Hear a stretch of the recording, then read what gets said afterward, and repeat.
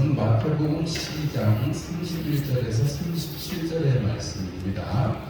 마태복음 12장 31절에서 37절의 말씀, 신약성경 20페이지, 마태복음 12장 31절에서 37절의 말씀 함께 보겠습니다. 그러므로 내가 너희에게 이르노니 사람에 대한 모든 죄와 모독은 사하심을 얻되 성령을 모독하는 것은 사하심을 얻지 못하겠고, 또 누구든지 말로 인자를 거역하면 사하심을 얻되 누구든지 말로 성령을 거역하면 이 세상과 오는 세상에서도 사하심을 얻지 못하리라. 나무도 좋고 열매도 좋다 하든지 나무도 좋지 않고 열매도 좋지 않다 하든지하라. 그 열매로 나무를 아느니라. 독사의 자식들아, 너희는 악하니 어떻게 선한 말을 할 수 있느냐? 이는 마음에 가득한 것을 입으로 말합니다. 선한 사람은 그 쌓은 선에서 그 선한 것을 내고 악한 사람은 그 쌓은 악에서 악한 것을 내느니라. 내가 너희에게 이르노니 사람이 무슨 무익한 말을 하든지 심판날에 이에 대하여 신문을 받으리니 내 말로 의롭다함을 받고 내 말로 정죄함을 받으리라. 할렐루야. 예수님께서 이 땅에 오셔서 많은 사람들을 고치시는 와중에 예수님께서 고치시는 것으로 인해서 오늘도 보면 22절부터 쭉 이어지는 말씀인데요. 귀신 들려서 눈 멀고 말 못하는 사람을 데리고 함께 예수님이 고쳐주신 이야기입니다. 우리가 낮에 들으시는 말씀 중에서는 자세하게 말씀을 드리지 않았지만, 예수님께서 귀신을 쫓아내시는 것은 무엇으로 인한 거라는 거예요? 예수님이 그 귀신을 쫓아낸 것은 성령님으로 힘입어서 하나님의 나라가 이미 임하여진 것이라고 선언을 하셨습니다. 그런데 그것에 대해서 바리새인들은 뭐라고 말했냐면, 귀신의 왕 바알세불을 힘입어서 귀신이 쫓아나가는 거다. 그러니까 예수님께서 나라가 그 안에서 서로 분쟁하면 어떻게 설 수 있겠느냐 했던 그 말씀에 이어서 오늘 이 말씀을 하는 거거든요. 2주 3주 전에 그 말씀을 드렸을 때는 전체적인 의미에서는 이 부분에 특별히 성령을 거역하는 것에 대해서는 자세하게 제가 말씀을 드리지 않았던 걸로 생각이 됩니다. 왜냐하면 전체적인 의미에서 예수님이 하시고자 하셨던 말씀에 대해서 이야기를 한 거였기 때문에, 그런데 오늘은 그 부분에 대해서 조금 얘기를 해보려고 해요. 왜냐하면 지금 우리가 저녁에 친절한 척하지 않은 예수라는 제목으로 우리가 말씀을 듣고 있는데, 우리가 보통 예수님 기독교로 제일 먼저 떠오르는 게 뭐예요? 사랑, 친절한 예수님. 근데 책 제목이 뭐였다고요? 친절한 척하지 않은 예수, 이렇게 제목이 되어 있는데, 예수님께서 다른 거는 다 친절하고 온유하게 하셨지만 이렇게 오늘 이 말씀을 보면 독사의 자식들아 이렇게 하면서 바리새인들한테, 아니 그 바리새인들 하나님의 말씀을 정말 꼬투리같이 잘 지키려고 하는 그 사람들한테 예수님이 뭐라고 말씀하시는 거예요? 너네들은 독사의 자식들이다. 너희들은 용서를 받을 수 없다라고 말합니다. 왜 용서를 받을 수 없는가? 그 성령을 거역했기 때문이다 라고 이야기를 합니다. 모든 죄는 사하심을 받을 수 있는데 성령을 거역한 죄는 사하심을 받을 수 없다. 우리가 여기서 조금 약간 이해를 넘어서서 오해를 하기가 쉬운데, 이보다는 뭐가 많이 부족해요. 사람들이 오해를 하기가 쉬운데, 우리가 모든 죄는 사하심을 받습니다. 하다못해 여러분 살인죄를 저지른 사람도 그것이 부지 중에 만약에 살인이었으면 성소로 피하면, 도피성으로 피하면 그 죄를 사함을 받잖아요. 살인이 다 똑같은 건 아니지만 그 경중에 따라서 그 부지 중에 살인했을 때는 도피성에 피하면 구원을 받습니다.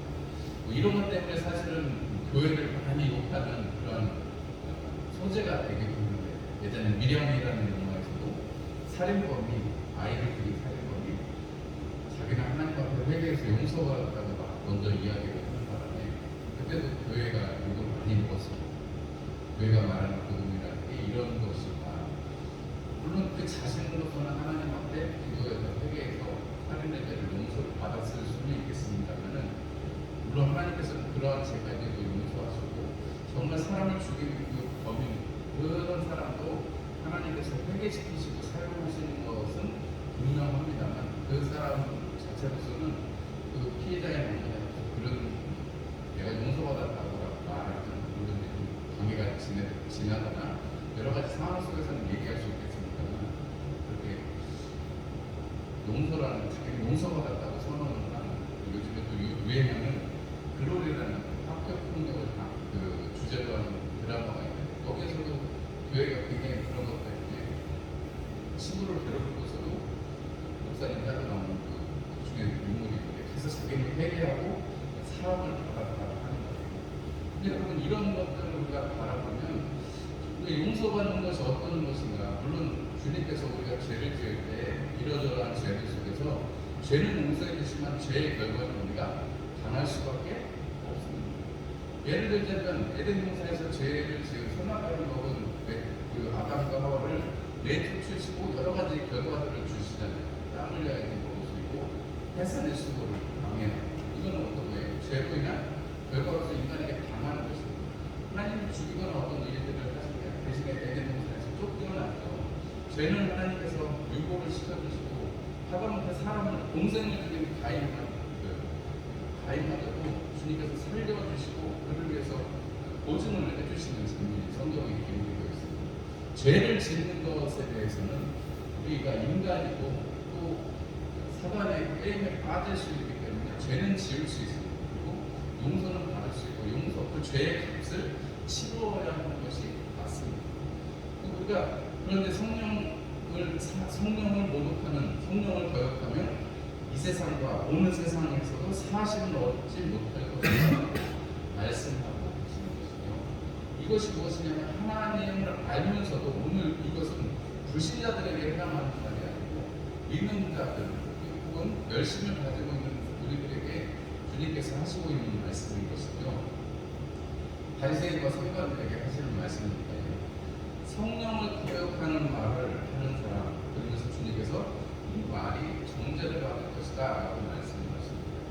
우리가 이것 때문에 사실은 마음 어렵고 사람들이 신앙생활하면서 혹은 사람들을 향해서 우리가 어떤 것에 대해서 참는다든지 어떤 것에 대해서 화를 낸다든지 하는 것이 조금 어렵고 세상에서는 그냥 교회 다니는 사람들이 착하고 좋은 줄만 알지 우리 예수님처럼 화를 내거나 이런 거는 모르니까요. 예수님이 이렇게 진리를 향해서 왜냐면 예수님이 지금 그 귀신 들려서 말 못하고 그런 사람을 눈 멀고 말 못하는 사람을 고쳐주셨는데 바알세부를 힘입어서 고친다고 말하면 예수님이 말씀하시고 그럼 너네 자식들은 누구를 힘입어서 귀신을 쫓아내는 것이냐라고 말하는 것이면서 예수님 그 말씀 이후에 나라가 서로 싸우면 설 수가 없다라는 이야기를 해주시거든요. 그러니까 귀신이 쫓겨나가는 것, 하나님의 나라가 임하는 것은 하나님의 역사로 인해서 되는 것인데 사람들이 그것을 바알세부를 힘입는다고 하니까 예수님이 그 말에 대해서 이야기하신 것입니다. 성령을 거역하는 것이라고 말씀합니다. 우리가 이 땅에 살아가면서 진리를 향해서 진리를 지금 거스르고 있고 예수님이 신성모독한다고 지금 바리새인들은 생각을 하고 있는데 예수님이 신성모독을 하는 게 아니라 오히려 이 바리새인들이 하나님을 잘 섬긴다고 하면서 하나님의 역사로 하나님의 능하신 손길로 일어난 일을 뭐라고 말하고 있는 거예요? 사단이 바알세불이 했다라고 말하는 거예요. 그것만큼 어리석은 일이 어디 있겠습니까? 그것만큼 용서받을 수 없는 죄라고 말씀을 하시고 너희들이 마지막 날에 그 말로 정죄함을 받을 것이다 라고 합니다. 우리가 용서받을 수 있다는 것은 분명한 사실입니다.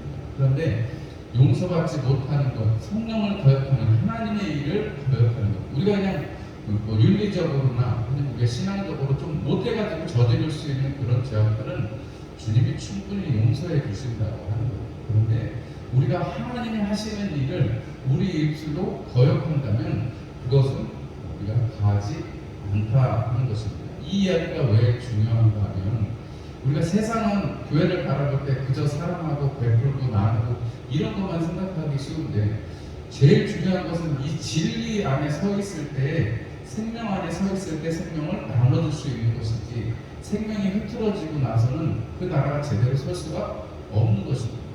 예수님께서 이 땅에 오셔서 십자가 지시기까지 그렇게 하나님의 사랑을 우리 가운데 베풀어 주셨습니까? 왜냐하면 죄의 삭은 사망인데 그 사망을 담당하시고 사망을 이기신 분이 예수님이시라는 거예요.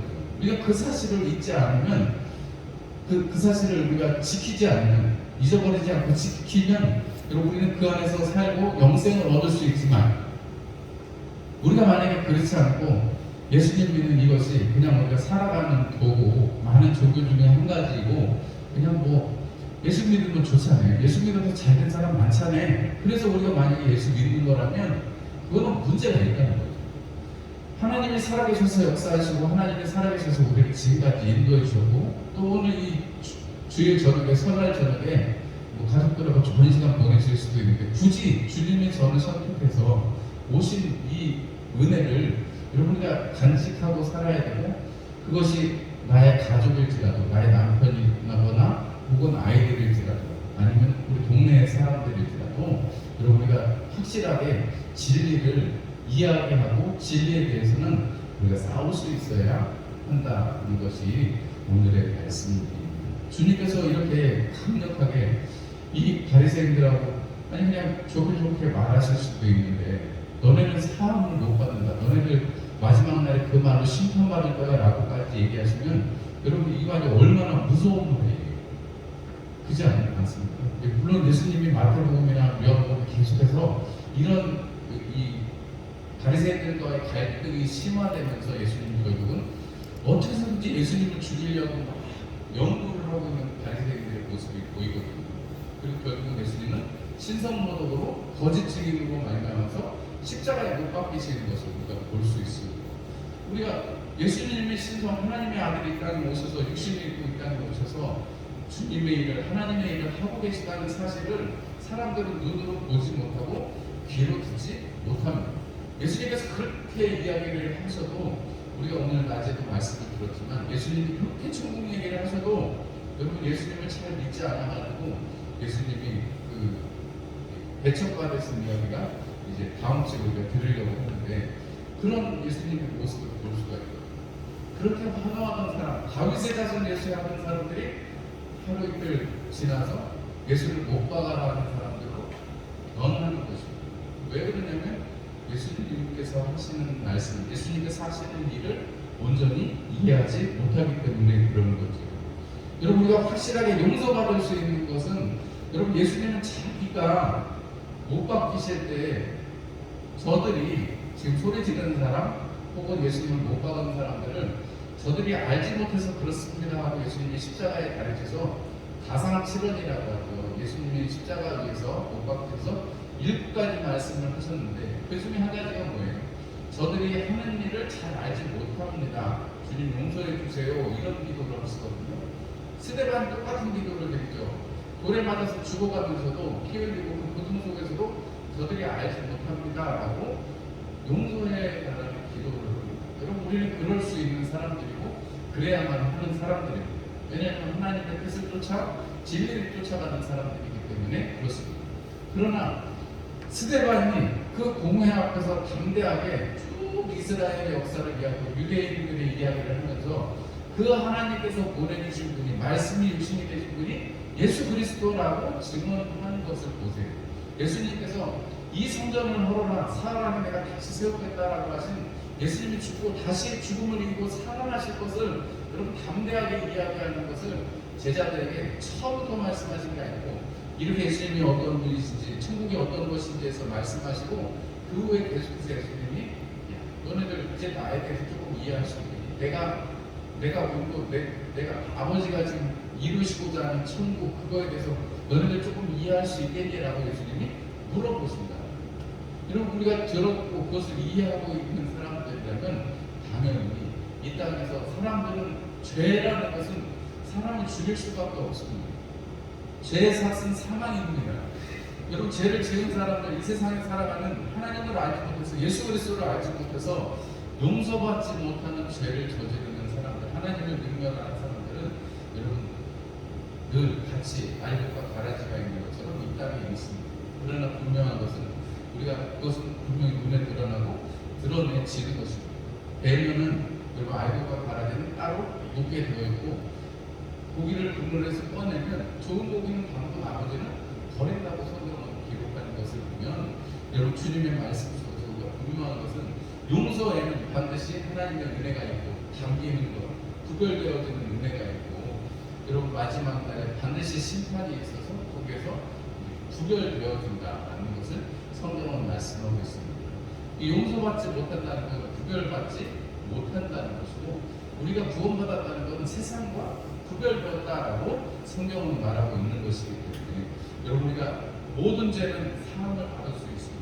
그러나 성령을 거역하는 죄, 성령을 반대하는 이것에 대해서는 우리가 분명히 이야기하고 사람들에게도 그것을 우리가 분명히 밝히 이야기할 필요가 있는 것입니다. 그래서 우리가 오늘 이 저녁에 주님 나를 용서해 주시고 우리가 그 용서를 따라서 살 수 있도록 해주신 주님께 감사합니다. 새해에는 우리 마음속에 응어리질 것이 없이 하나님 정말로 용서하면서 이 땅에서 풀고 하늘나라에서 풀리기를 사모하는 삶이 되기를 원합니다. 이렇게 기도하는 저와 여러분들이 되기 좋겠습니다. 그리고 우리가 그 기도를 해야 되는 이유는 이 한 해 동안에 살아가면서 그런 일들이 있을 것이고 이전에 우리가 가지고 오고 있는 아직도 해결하지 못한 부분들이 또 있을 거예요.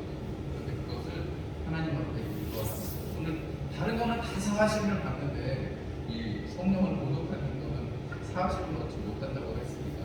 아니 하나님도 다 용서해 주신다는데 우리가 우리 마음속에 꽁해가지고 가지고 있는 거 해결해야 되지 않겠습니까?